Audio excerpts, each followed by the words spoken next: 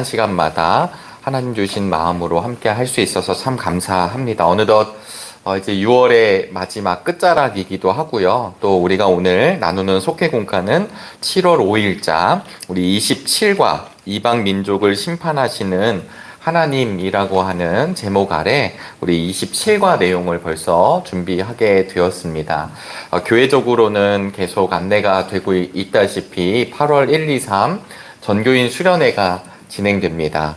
우리 전교인 수련회 기대하는 마음으로, 사모하는 마음으로 우리 신청서를 내주신 분들도 있고요. 또 일정을 조정하시는 분들도 있겠지만 특별히 각 속회에서 우리 속장님들께서 또 지역장님들께서 우리 속회 식구들 중에 우리 수련에 참석하는 인원들도 함께 좀 파악해 주시기를 부탁을 드립니다. 추후에 우리 지역장님들, 속장님들과 함께 나누는 시간이 있을 예정이고요. 또 우리 수련회를 기대하는 마음으로 함께 기도하시면서 준비해 주시면 참 감사하겠습니다. 아울러 우리 그 전교인 수련회뿐만 아니라 또 우리 12개의 돌 70주년 기념 사역 기념 사업들이 진행이 될 예정인데요. 그 한 돌 한 돌 우리가 진행할 때마다 은혜와 평강의 시간 또 기쁨의 시간 되시기를 간절히 바랍니다. 오늘은 27과에 있는 말씀이에요. 우리 지난주까지 에스더 말씀을 함께 나누었고요. 부탁을 드렸다시피 우리 에스더 말씀은 아주 스토리로 전개가 되는 하나님의 말씀이었는데 그 에스더 말씀을 우리 속회에서는 꼭 읽어주시기를 부탁을 드렸는데 읽으셨을 거라 생각이 됩니다. 에스더를 마무리하게 되고 오늘 속회 공과는 요엘서를 저희들이 함께 보게 되겠는데요. 속회 공과는 3장에 있는 내용입니다. 요엘서는 1장, 2장, 3장 장수가 짧고 사실은 우리 본문은 3장이지만 역시 마찬가지로 우리가 성경을 읽는 것이 참 좋잖아요. 그래서 1장과 2장의 내용도 혹시 시간이 되고 마음이 우리 함께 하시면 우리 성경을 꼭 한번 읽어주시기를 부탁을 드리겠습니다. 그런데 우리 3장의 내용, 특별히 이방 민족을 심판하시는 하나님의 내용으로 전개가 되지만 이 3장까지 내용이 어떻게 전개가 되는지 우리 요엘서 말씀을 우리 짧은 시간이지만 한번 전체적으로 내용을 정리를 하고 그리고 속회 공과에 있는 내용을 좀 함께 나누기를 간절히 바랍니다. 사실 요엘서는 요엘 선지자에 대한 정확한 안내와 이야기가 성경을 보면 등장하지는 않아요. 그런데 우리 요엘서 1장 1절을 보시면 이것은 주님께서 부두엘의 아들 요엘에게 하신 말씀이다 라고 이야기하면서 우리 요엘서의 말씀이 시작이 됩니다. 그러니까 요엘에 대한 정보는 무엇이냐면 부두엘의 아들이다 라고 하는 뜻이죠. 그래서 이 엘이 들어가면 기본적으로 우리 하나님이라고 하는 이름을 나타내는데요. 오늘 부두엘의 아들이다 라고 이 아들이 지금 이제 아들이 요엘이거든요. 그런데 성경은 우리가 속회공과를 하면서도 계속 말씀을 나누지만 그 성경의 인물의 이름에 참 중요한 의미가 있게 되거든요. 부두엘이라고 하는 이름, 이 엘이라고 하는 게 하나님이라고 말씀을 드렸고요. 하나님이 설득하시다. 이런 뜻을 갖고 있습니다. 하나님이 설득하시다라고 하는 이름의 네임이 있고 그리고 이 부두엘의 아들인 요엘 선지자는 요와 엘이 결합됐거든요. 근데 이 요는 여호와입니다. 그러니까 여호와는 엘, 하나님이시다. 이런 뜻이에요. 보통 여호와는 하나님이십니다. 혹은 야훼는 하나님이십니다. 하나님이시다. 이렇게 쓰기도 합니다. 그래서 여러분 요엘 선지자의 이름이 여호와는 하나님이십니다 라고 하는 이름으로 진행이 되는데 말씀드린 대로 요엘서가 1장부터 3장까지 있게 되거든요. 그래서 우리 성경을 갖고 계시면 1장의 말씀을 잠깐 보시도록 하겠습니다. 1장 2절에 보시면 나이 많은 사람들아 이렇게 시작을 해요. 부두엘의 아들 요엘에게 주신 하나님의 말씀인데 2절 누구에게 들어라 라고 얘기하냐면 나이 많은 사람들아 들어라. 그러니까 나이 많은 사람들은 단순히 나이가 많은 몇 살부터 몇 세 이상 뭐 이런 게 아니죠. 나이 많은 세대는 이 부모 세대, 어른 세대에게 들어라 라고 이야기를 하고요. 그리고 3절에 보면 들었던 그 나이 많은 사람들에게 누구에게 말하라고 하냐면 3절에 보니까 자녀들에게 말하라. 그럼 무엇을 말하느냐? 너희 나이 많은 사람들이 지금 이 일어난 일에 대해서 자녀들에게 말하라. 이렇게 이 예언서 우리의 말씀이 시작이 됩니다. 그러면 무엇에 대한 이야기냐면 메뚜기 재앙에 대한 이야기이죠. 그래서 사실은 우리 1장에 보시면 이 메뚜기 재앙이 이 요엘서를 통해 볼 수 있어요. 그래서 아까도 말씀드렸다시피 이 요엘서는 요엘이라고 하는 선지자에 대해서 동명이인도 많이 있고요. 동명이인인데 이때가 요엘 선지자인지 또 다른 요엘인지는 잘 모르고, 그래서 요엘의 시기적으로는 또 어떨까? 예를 들면 지금 1장에 등장하는 메뚜기 재앙이 나오게 되거든요. 여러분 메뚜기 하면 어떤 생각이 드실까요? 네, 저는 메뚜기 하면 사실은 그냥 이렇게 귀여운 곤충? 그냥 이렇게 어린 시절에 곤충 채집통을 들고 메뚜기, 여치, 뭐 방앗개비 뭐 이런 것들을 이제 잡았던 기억이 있습니다. 그러니까 막 아이들도 그렇고 혐오하지 않고 그 메뚜기를 잡아서 때로는 보기도 하죠. 저희보다 훨씬 더 우리 선배 세대들은 가난했던 시절에 이 메뚜기도 잡아먹었다고 하는 이야기를 종종 듣습니다. 그런데 우리의 기억에 있는 메뚜기는 그냥 우리 논에 그리고 이 자연 속에 있는 그냥 그런 곤충에 불과할지 모르지만 성경에 나오는 이 메뚜기는 재앙입니다. 왜냐하면 나중에 이제 유튜브 같은 데를 검색해 보시면 메뚜기 재앙 혹은 메뚜기 떼 이런 것들로 이제 검색어를 넣고 검색을 해 보시면 지금도 아프리카 땅 가끔 해외 토픽이나 이런 데도 등장하는 것처럼 메뚜기 떼가 시커멓게 오는 거죠. 성경 곳곳에서 이 메뚜기 떼는 재앙입니다. 왜 재앙이냐면 메뚜기 떼가 또 우리나라보다 훨씬 큰 애들이죠. 이런 큰 애들이 이 유다 광야 혹은 이 이스라엘 땅을 확 휩쓸고 지나갈 때, 여러분 이 메뚜기가 그냥 단순히 곤충이 지나가는 게 아니라 이 메뚜기 떼가 이 농작물, 우리가 그동안 열심히 일했던 농사의 결과 열매들을 싹 먹어치우는 거죠. 흔적도 없이 먹어치우는 거. 아마 저는 어떤 이미지를 또 떠올려 볼 수 있냐면 여러분 개미 한 마리는 무섭지 않지만 개미 군단, 그래서 아무리 사막이라고 할지라도 또 때로는 뱀이라 할지라도 그 개미 소굴에 딱 들어가면 어떤 일이 벌어지나요? 네, 그 개미가 한 마리는 약하지만 그 개미 떼 수백, 수천, 수만, 수십만 마리가 자기보다 훨씬 큰 천적을 잡아먹잖아요. 여러분 그런 이미지를 한번 떠올려 보시면 지금 이 이스라엘 땅에 메뚜기 떼가 지나가는 거예요. 그런데 이 메뚜기 재앙이 지나간 시점이 한 번만 있었던 것이 아니니까 사실은 요엘서에서 말씀하고 있는 메뚜기 떼를 보고 이게 어느 시대다 이렇게 얘기하기는 사실 조금 곤란하기도 합니다. 또 하나는 이 요엘서에서는 잘 보시면 그 유다를 이스라엘이라고 또 지칭하기도 해요. 여러분 지금 신앙 강좌 시간에 북이스라엘의 왕들에 대한 이야기를 하고 있는데요. 엄연하게 솔로몬 왕국이 끝난 다음에 솔로몬 왕이 끝난 다음에 남쪽과 북쪽이 분열하죠. 그래서 그 시절에는 북쪽은 이스라엘이라고 칭하고 남쪽은 유다라고 칭합니다. 그런데 지금 요엘서에서는 유다를 이스라엘로 표현을 하는 걸 보아서는 분열했던 시대는 또 아닌 것 같다라고 추측을 할 수 있습니다. 또 하나는 이 요엘 선지자가 예루살렘 성전 중심에서 활동했던 것으로 보기 때문에 이 제사장 그룹에 대한 이야기도 함께 등장합니다.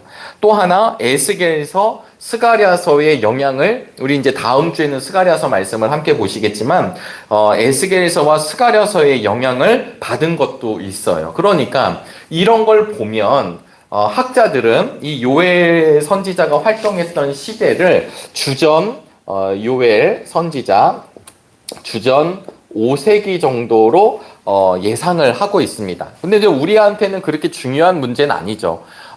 이 5세기냐, 6세기냐, 4세기냐, 이 얘기보다는 이 시기가 정확하지 않다라고 하는 것에 저는 이런 좀 묵상이 되더라고요. 왜냐하면 요엘서의 1장부터 3장까지 내용 중에 이 내용의 가장 핵심되는 이야기, 요엘서의 가장 핵심되는 이야기는 참된 회개입니다.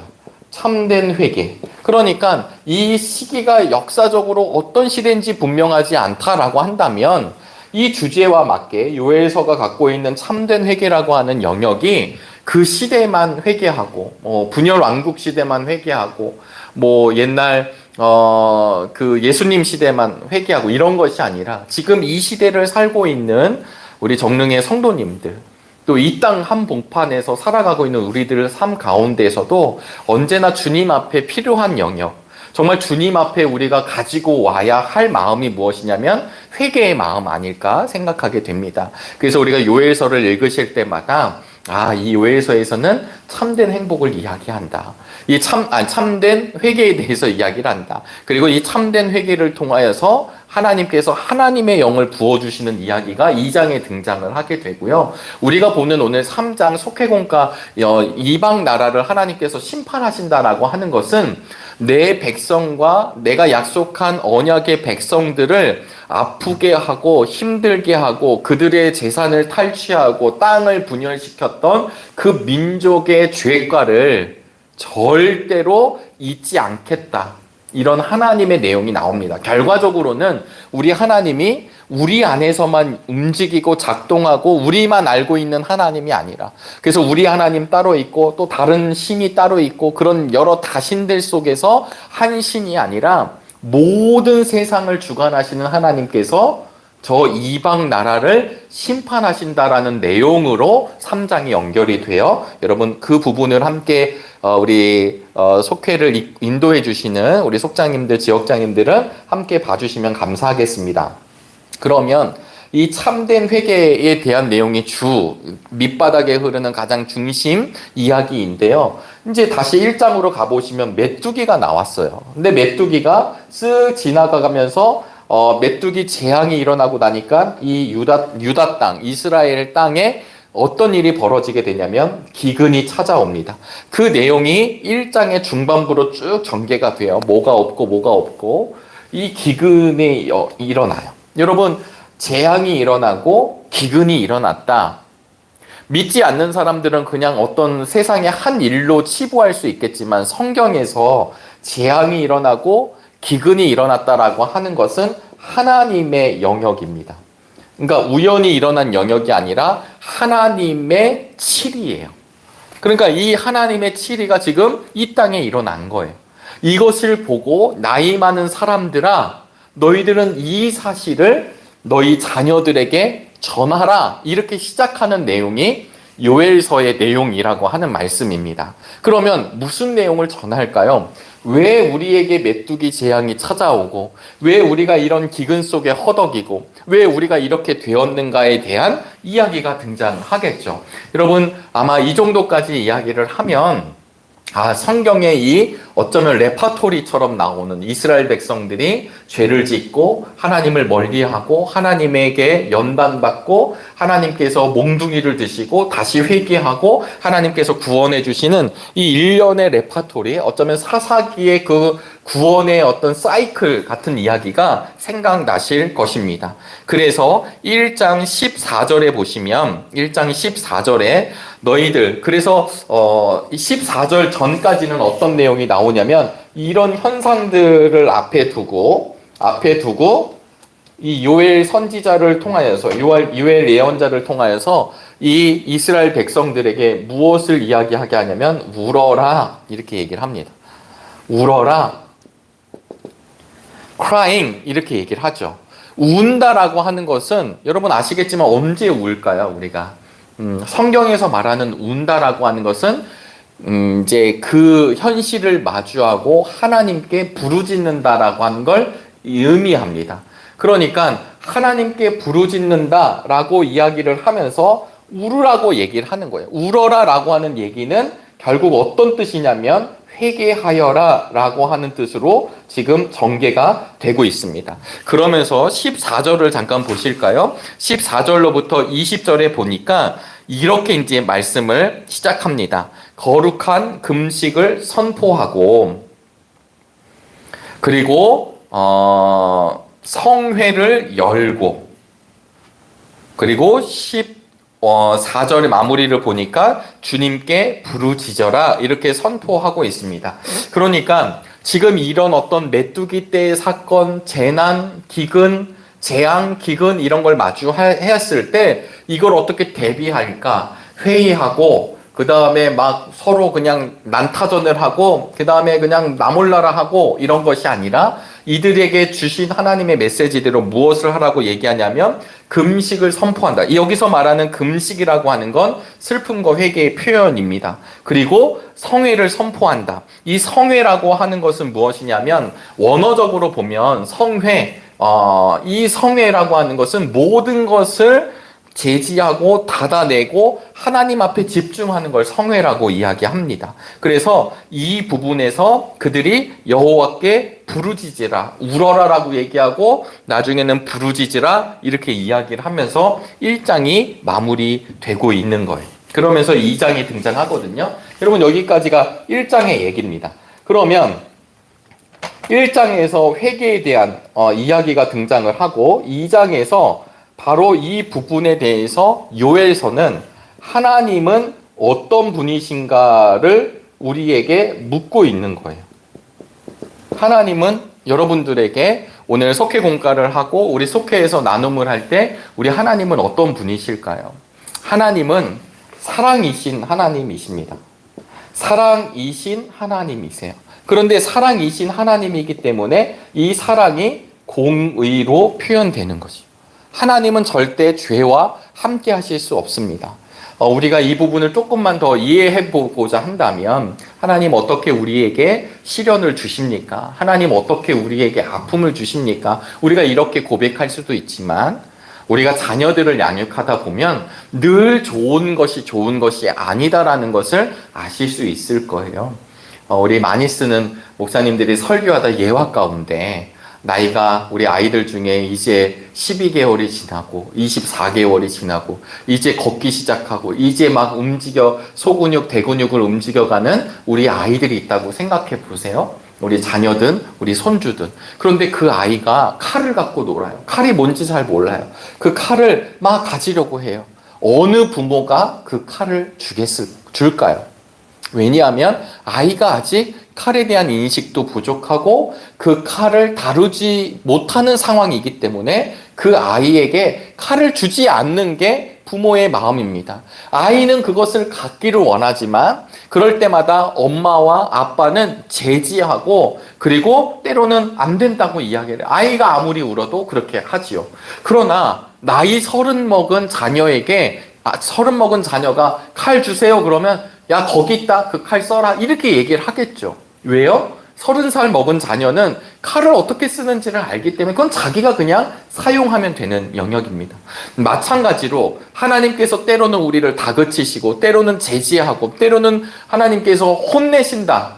여기서 혼낸다라는 건 감정의 표현이 아니라 하나님이 길을 막으신다라고 이야기했을 때 그 영역은 하나님이 사랑이시기 때문에 우리를 돌보아 주시는 것이죠.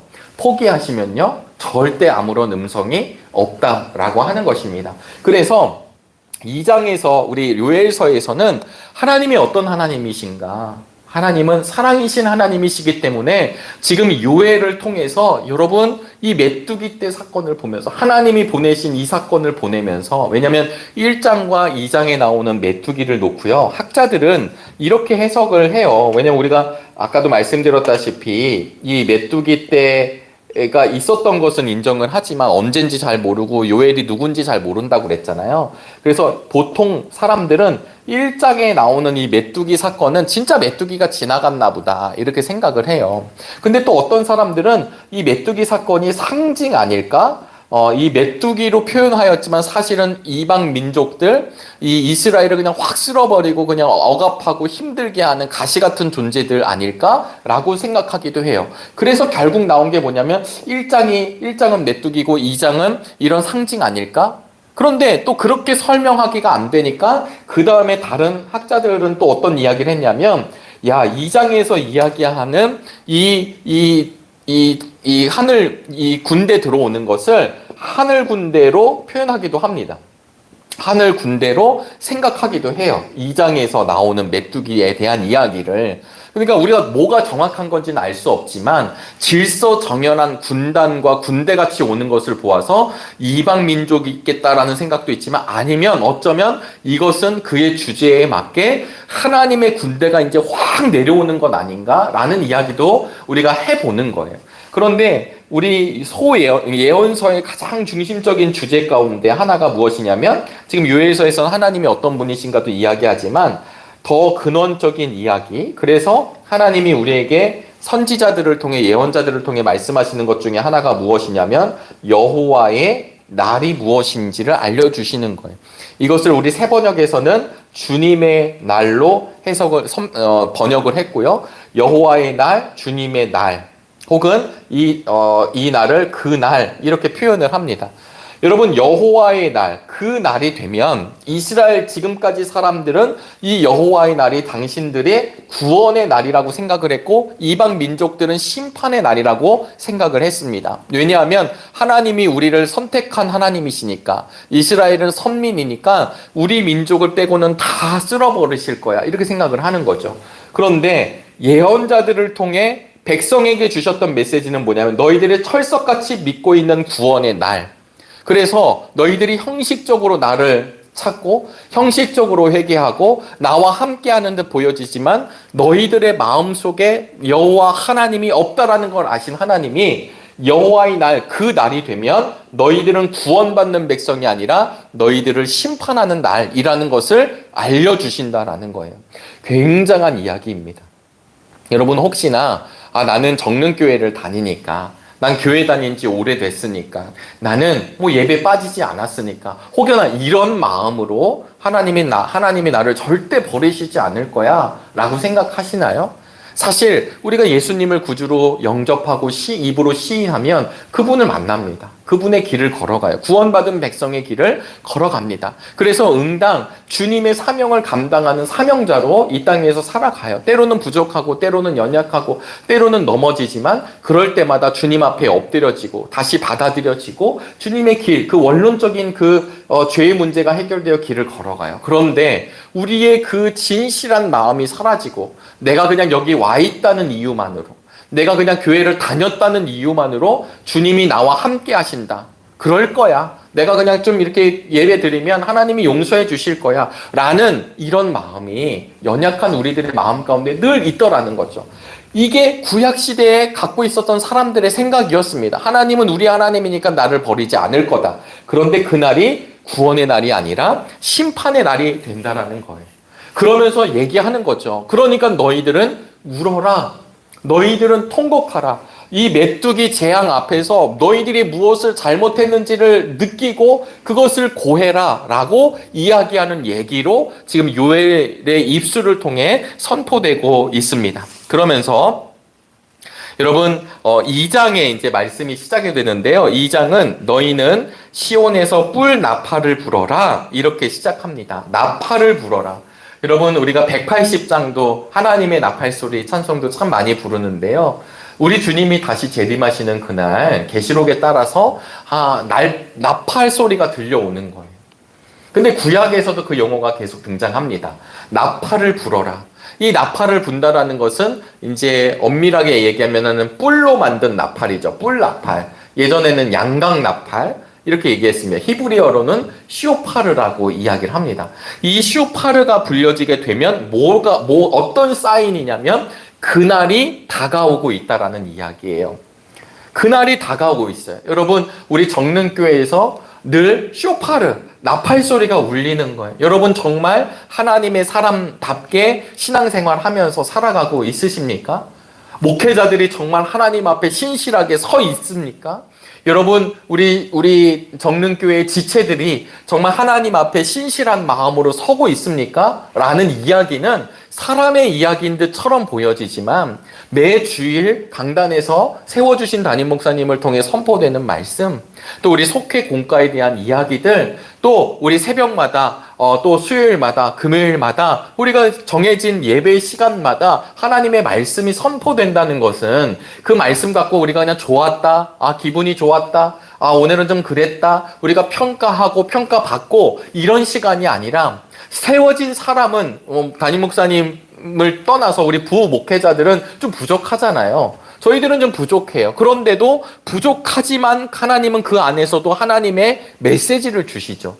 그랬을 때 어떤 분들은 이 메시지를 통해서 그 사람의 말로 듣지 않고 하나님의 쇼파를, 나팔을 울리라고 듣는 거죠. 그럼 나팔을 울린 것 뜻은 무엇이냐면 그날이 다가오고 있는 것입니다. 근데 하나님 앞에 신실하게 준비되어 있는 사람은 그 날, 여호와의 날이 그날이 참 기쁨의 날이요, 자유의 날이요, 구원의 날이요, 해방의 날이 되지만 하나님 앞에 신실하지 않았던 그날, 여러분 성경에 보면 예수님도 말씀하셨지만 그날이 도적같이 오게 될 때 우리 주님이 다시 재림하시는 그날로 연결해보면 그날에 어느 날 예고하고 오시고 먼 미래에 오시고 이런 게 아니라 도적같이 그날이 오게 될 터인데, 그럴 때 여러분 우리 그날이 우리가 망하는 날이 아니라 문이 닫히는 날이 아니라 우리의 삶이 그분께 인정받는 날이 되기를 주님의 이름으로 소망합니다. 그래서 여러분 조금 번외지만 여러분들은 어떤 소리에 귀를 기울이시나요?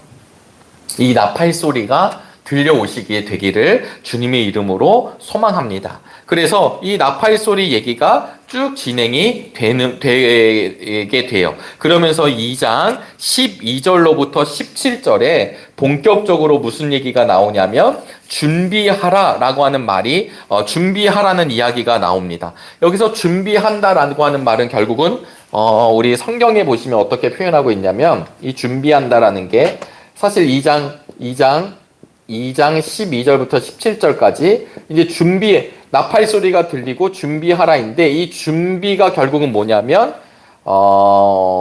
회개하라라는 말로 지금 말씀이 선포가 돼요. 그래서 제가 한 구절을 읽어보도록 하겠습니다. 2장 12절, 13절 말씀인데요. 우리 성경 있으신 분들도 함께 보시길 바랍니다. 지금이라도 너희는 진심으로 회개하여라. 나 주가 말한다. 금식하고 통곡하고 슬퍼하면서 나에게로 돌아오너라.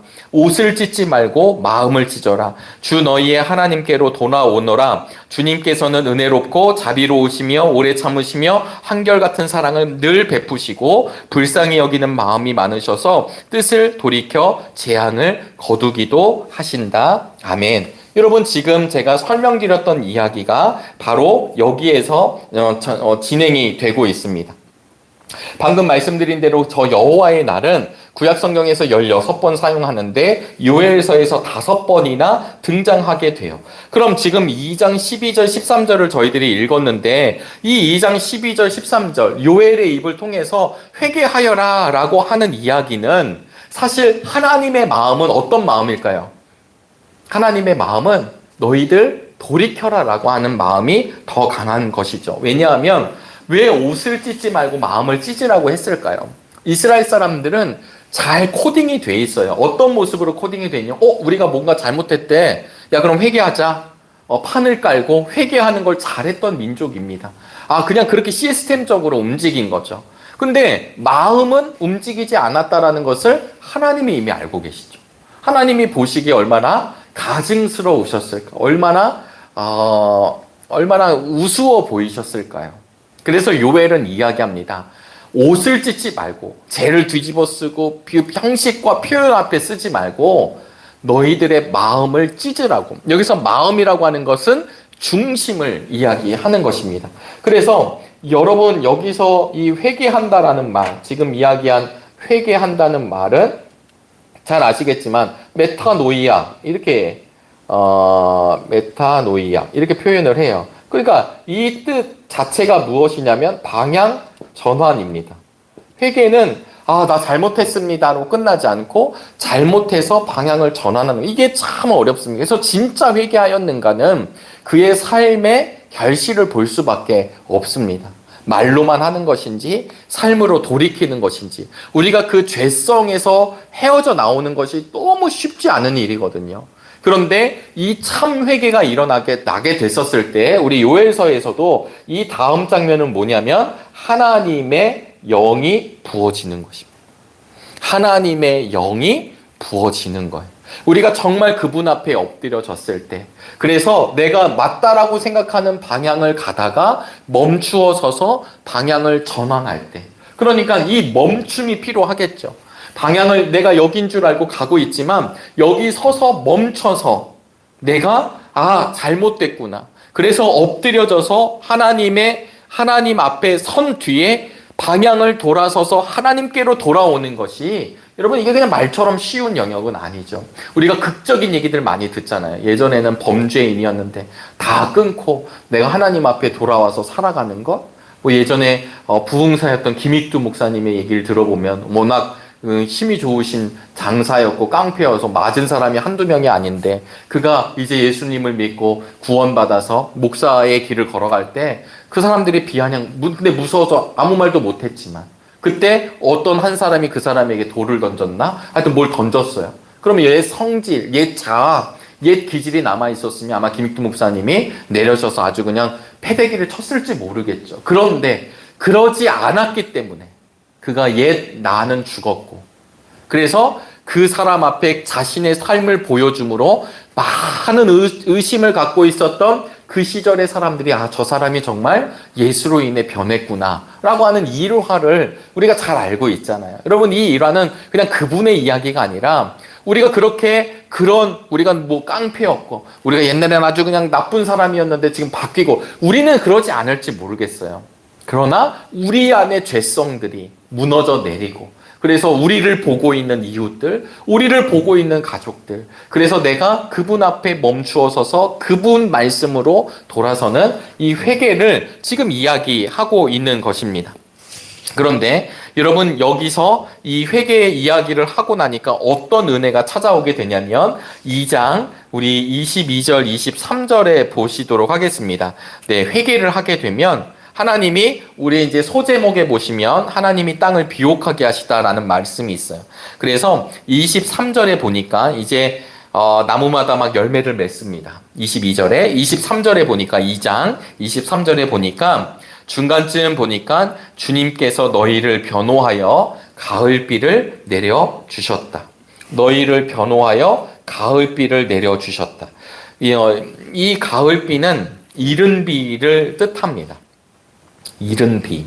이 이른 비를 내려주셨다라고 하는 말은 어떤 뜻이냐면, 다시, 여러분 지금 기근이잖아요. 지금 기근 상태입니다. 아무것도 없어요, 이 땅에. 그런데 하나님이 다시 이른 비를 내려주신대요. 비를 내려주신대요. 비를 내려주신다는 건 뭐냐면, 비가 내려서 이 땅에 다시 곡식이 자라나는 거죠. 하나님이 곡식을 줄게, 열매를 맺을게 라는 말로 직접적으로 주는 말도 있지만, 이른 비와 늦은 비를 주신다라고 하는 얘기는 다시 그 땅에 비를 내리게 하셔서, 주관하시는 분이 하나님이시라는 거죠. 내리게 하여서 이 땅에 다시 소산물이 나게 하겠다는 거예요. 소산물이 나무를, 1장에서는 그 소산물이 없어서 예배도 제사도 드리지 못한 것을 한탄하거든요. 다시 그런 일이 벌어진다라고 하는 이야기입니다. 그런데 여기서 말하는 이른 비라고 할 때, 이 비라는 히브리어가 때로는 교사라고도 쓰고요. 이르다라고 하는 표현을 쓸 때는 여기 의의라고 하는 뜻도 있습니다. 그러니까 이르다라고 하는 뜻도 있고 공의롭다라고 하는 뜻이 이 이른 비의 그 히브리어에 쓰여진 용례예요. 그러니까 이른 비로 해석할 수 있지만 의로운 교사를 너희들에게 주겠다라고 하는 표현도 됩니다. 네, 이해가 되셨죠? 여러분, 이런 부분들이 뭐냐면, 이른 비를 내려주시는데 이 이른 비의 또 다른 용례를 보면 의의 선생님을 보내주겠다라고 하는 뜻도 있다라고 하는 것입니다. 그러면서 2장 28절 29절에 가면 그 유명한 내용이 나와요. 우리는 어떻게 이 부분을 많이 인식하고 있냐면 이렇게 인식하고 있어요. 우리 복음성가로도 많이 부르거든요. 네, 아실 거예요. 그런데 28절에 이런 내용이 나옵니다. 그런 다음에 내가 모든 사람에게 나의 영을 부어주겠다. 너희의 아들, 딸은 예언을 하고, 노인들은 꿈을 꾸고, 젊은이들은 환상을 볼 것이다. 모든 사람에게 나의 영을 부어주겠다. 모든 사람에게. 여기서 말하는 모든 사람은 정릉 1, 2, 3, 4동 모든 사람이라는 뜻도 뭐 되겠죠. 대한민국, 일본, 중국 모든 사람 이런 뜻도 되겠지만 사실 이 모든 사람이라고 할 때 사실 히브리어는 사람은 육체를 이야기합니다. 그러면 여기서 말하고 있는 육체는 어떤 뜻을 가지고 있냐면 여러분 우리가 육체를 가지고 있잖아요. 제가 이제 교육할 때도 한번 이야기를 나누었지만 지금 저도 무척 젊은 목회자이지만 저도 군대를 전역한 지 20년이 넘었거든요. 그러니까 제 눈에도 우리 군인 아저씨들을 보면, 아저씨라고 우리가 보통 칭찬하지만 우리 군인 아저씨들을 보면 참 이렇게 멋진 청년으로 이렇게 보입니다. 근데 20년 전 제가 군대 시절에 있었을 때의 제 모습과 20여 년이 흘러서 제대한 지 20년이 훨씬 흘러서 지금의 제 모습을 보면 그때와 그때 제가 다 같지 않죠. 어느새 저도 나이가 들어간 것입니다. 마찬가지로 오늘 함께 교육을 나누고 있고 말씀을 나누고 있는 지금 들으시는 우리 정릉의 성도님들도 30년 전에는 우리가 봤을 땐 지금 할머니로 봤지만 우리 할렐루야 찬양대 부원들을 할머니로 만났지만 30년, 40년, 50년 전에는 할머니가 아니셨던 거죠. 우리의 육체에 한계가 있다라는 것을 제가 지금 말씀드립니다. 그리고 우리의 끝은 무엇일까요? 육신은 나이 들어가고 세포가 죽어가고 기능이 떨어지고 모든 기능이 떨어지면서 결국은 죽음을 맞이하게 됩니다. 그러니까 우리 육신은 한계가 있습니다. 이 한계를 조금 다른 말로 표현하면 연약해요.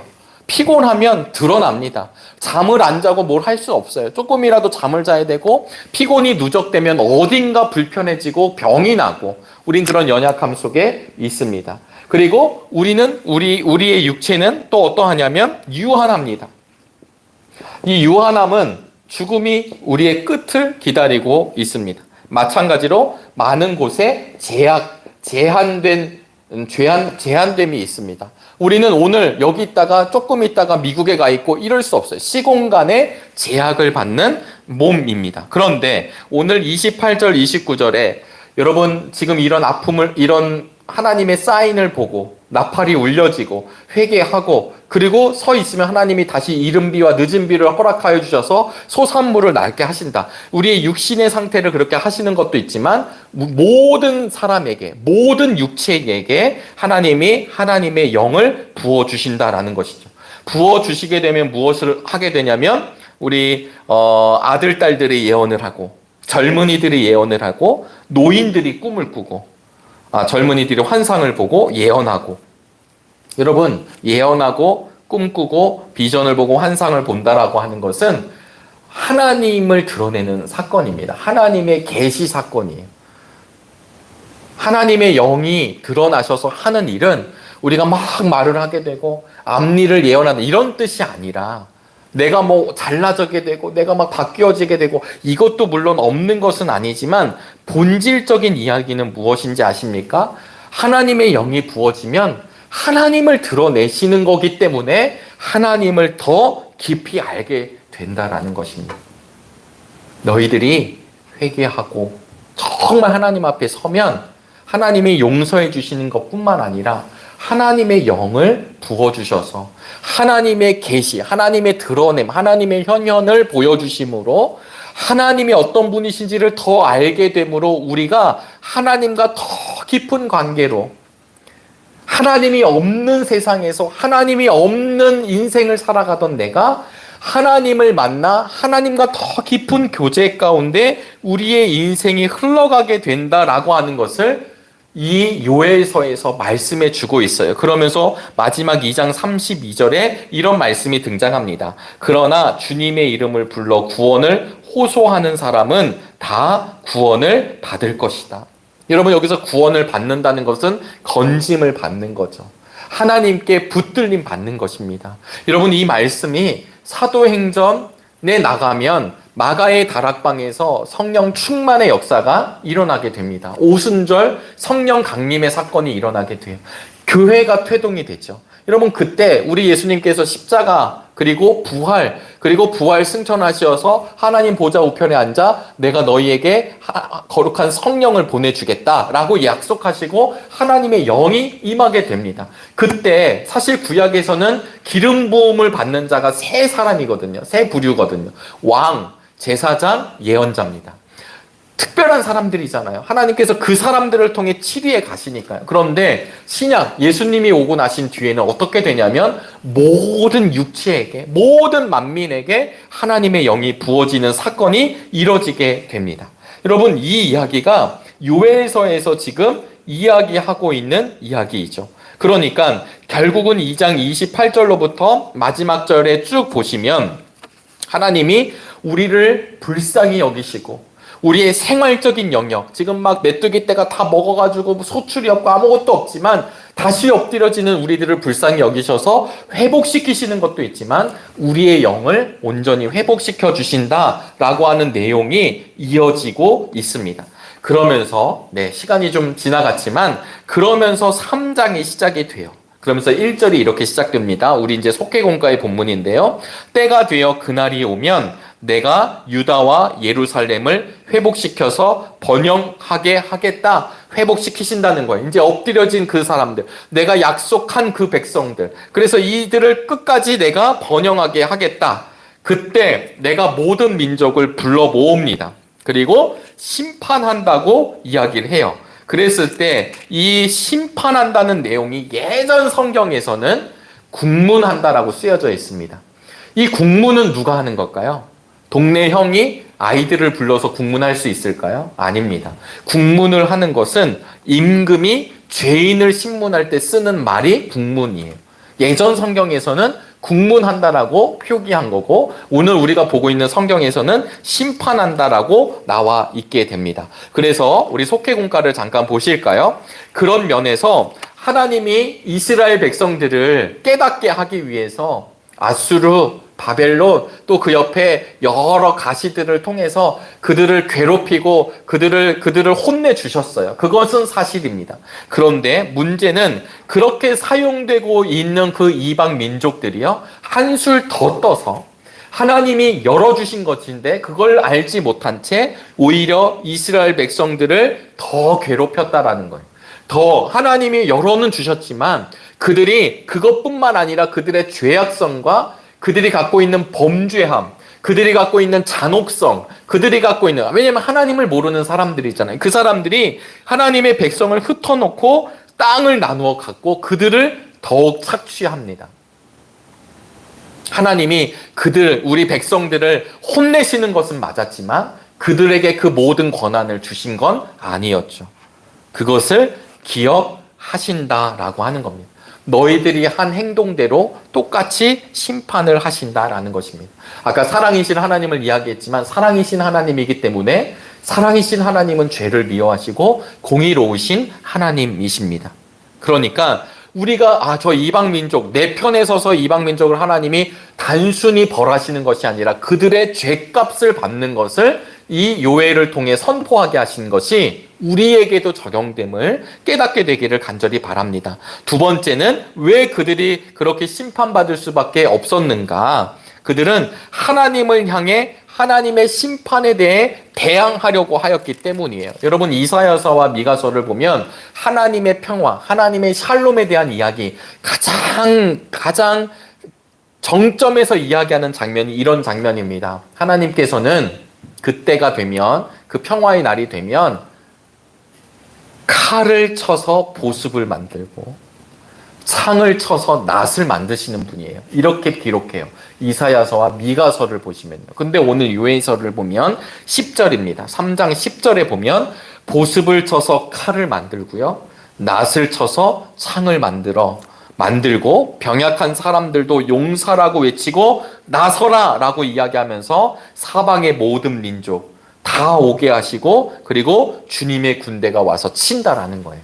그래서 아까 서두에 말씀드렸다시피 이 메뚜기 떼 재앙을 단순히 이들에게 일어난 역사적 배경도 유추할 수 있지만 그때 그 날이 되면 하나님의 군대가 악을 섬멸하고 하나님의 군대가 이제 그날 심판하는 날라고 하는 이미지가 우리에게 지금 들어오고 있거든요. 그래서 여러분 그렇게 해석하고 그렇게 생각하는 학자들도 있다는 얘기를 잠깐 설명을 드렸습니다. 여러분 그래서 오늘 이 말씀을 제가 보면서 요엘서에 그래서 죄악이 가득 찼고 그런 이방 민족들을 하나님이 결국은 심판하신다라고 하는 내용으로 전개가 되고 있지만 이 전개를 하면서 가장 더 중요한 것은 하나님이 이 여기가 이스라엘이거든요. 그리고 이제 주변에 이렇게 나라들이 있습니다. 이쪽이 이제 지중해이고요. 여기가 이스라엘입니다. 헐몬산이 이렇게 있고요. 그러면 여기에서 하나님은 이 이스라엘 백성에게만 허용되는 토착 하나님이 아니시라는 거예요. 여러분 이것이 우리에게 분명해질 수 있게 되기를 바랍니다. 만군의 여호와 하나님, 다윗이 그렇게 골리앗 앞에 쓰죠. 만군의 여호와 하나님의 이름으로, 전쟁에 능하신 하나님의 이름으로. 그럴 때 여호와 차바오트 이런 말들은 우리 편이신 하나님이 강하다 이런 뜻이 아니라 전체를 다스리고 주관하시는 분이 바로 우리의 하나님이라고 하는 것을 신앙 고백을 통해 선포하게 하시는 겁니다. 그러니까 지금 하나님께서는 이스라엘을 다스리는 것처럼 다스리시지만 이 주변의 나라들, 여기 가시가 됐던 나라들, 이 백성을 핍박했던 사람들, 하나님의 약속의 언약 백성들을 아프게 하는 사람, 아프게 하는 민족들을 하나님이 심판하신다는 얘기는 뭐냐면 여기에서만 하나님이 아니라 모든 만물을 주관하시는 하나님을 우리 요엘서를 통하여서 선포해 주고 있다라는 사실을 기억하실 수 있게 되기를 주님의 이름으로 소망합니다. 아까 이른비와 늦은비가 내린다고 했을 때 그 이른비를 의의 교사라고도 설명을 드렸어요. 근데 참 마태복음에 보시면 우리 예수님을 의의 교사라고 칭하고 있거든요. 그리고 성령님, 우리 홀리 스피릿, 그러니까 하나님의 영, 우리 히브리어로는 루아흐라고 하고 또 신약의 헬라어로는 푸뉴마라고 하거든요. 이 하나님의 영이 임하게 되는 것에 대해서도 결국은 나중에 로마서 10장 9절로부터 13절, 우리 혹시 기록하실 수 있으면 함께 기록을 해주시면 좋겠고요. 로마서 10장 9절로부터 13절까지 바울은 이렇게 선포했습니다. 당신이 만일 예수는 주님이라고 입으로 고백하고 하나님께서 그를 죽은 사람들 가운데서 살리신 것을 마음으로 믿으면 구원을 얻을 것입니다. 사람은 마음으로 믿어서 의에 이르고 입으로 고백해서 구원에 이르게 됩니다. 성경은 그를 믿는 사람은 누구나 부끄러움을 당하지 않을 것이다 하고 말합니다. 유대 사람이나 그리스 사람이나 차별이 없습니다. 그는 모든 사람에게 똑같이 주님이 되어주시고 그를 부르는 모든 사람에게 풍성한 은혜를 내려주십니다. 주님의 이름을 부르는 사람은 누구든지 구원을 얻을 것입니다. 아멘. 여러분 이 말씀이 주의 이름 주님 부르면 나 구원 받았어요. 이런 아주 저차원적인 얘기가 아닙니다. 지금 요엘서에서 말씀하고 있었던 요엘서에서 다시 요엘서 2장 마지막 절을 보시면 그러나 주님의 이름을 불러 구원을 호소하는 사람은 다 구원을 받을 것이다. 여러분 이 은혜가 우리한테 있게 되기를 주의 이름으로 소망합니다. 주변 나라를 심판하시는 하나님이 왜 지금 주변 이방 백성을 심판하고 계신지 그리고 왜 이것을 선포하고 있는지는 사실 요엘서 1장과 2장을 보셔야만 사실은 알 수 있는 영역이거든요. 사랑하는 우리 정릉의 성도님들, 우리 속회공과를 보시면서 이 요엘서의 내용이 이해가 되어 주시고 그리고 이 말씀을 통하여서 심판하시는 그 하나님이 어떤 하나님이신지를 함께 깨달아 나아가실 수 있게 되기를 간절히 바랍니다. 더운 여름날을 보내고 있습니다. 어쩌면 이 여름 이렇게 아주 뜨거운 여름인데 또 조금 있으면 장마도 오게 될 것이고 또 비도 막 한 차례 오게 될 것이고 또 한여름이 지나가고 나면 또 태풍도 오게 될 거고 아주 그냥 예전과 같지 않는 그냥 예전의 날씨가 아니라 점점 이상한 날씨라고 여길 만큼 그 무더위를 만나고 있습니다. 그렇다라고 하는 건 우리의 마음 안에도 혼란이 있을 때도 있잖아요. 그런데 우리 속회를 하시면서 또 함께 예배를 나누시고 찬송 부르시고 성경을 나누고 또 함께 기도하고 또 여러 말씀 묵상 질문을 함께 나누면서 우리의 모든 삶 가운데 주인 되신 주님 다시 기억하고 그 주님 붙잡는 믿음의 속회 예배가 되시기를 주님의 이름으로 축복합니다. 기도하겠습니다. 하나님, 오늘도 귀한 날 주시니 감사합니다. 우리 속회 공과 교육에 우리가 정말 함께 나아가게 하여 주시고, 특별히 요엘서 말씀 우리 3장을 우리 속회 공과의 본문으로 삼았지만 1장과 2장의 내용도 잠시 살펴보았습니다. 하나님의 말씀이 무엇인지 알게 하여 주시고 하나님의 마음이 어떤 마음인지를 깨닫게 하여 주셔서 오늘 우리도 이 땅 가운데 또 이 세상 한복판에서 하나님을 바라보며 걸어가는 믿음의 길 허락하여 주옵소서. 모든 것 주님께 의탁하오며 살아계신 예수님의 이름으로 기도합니다. 아멘.